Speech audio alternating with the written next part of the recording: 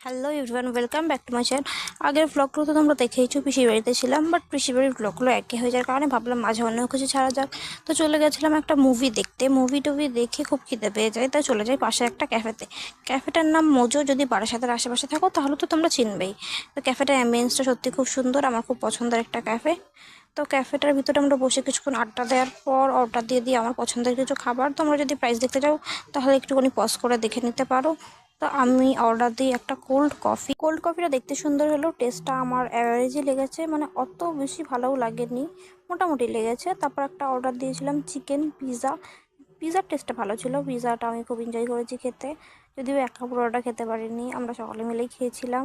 তো তোমরা কে কে পিৎজা খেতে ভালোবাসো আমাকে কমেন্টে নিশ্চয়ই জানিও। তারপর ক্যাফে থেকে বেরিয়ে আমার ফ্রাইড চিকেনের একটা দোকানে গিয়ে দাঁড়িয়ে সেখানে আমার ফেভারিট ফ্রাইড চিকেন খেয়ে আমরা চলে আসি বাড়ি। পরের ভ্লগে দেখা হচ্ছে, বাই।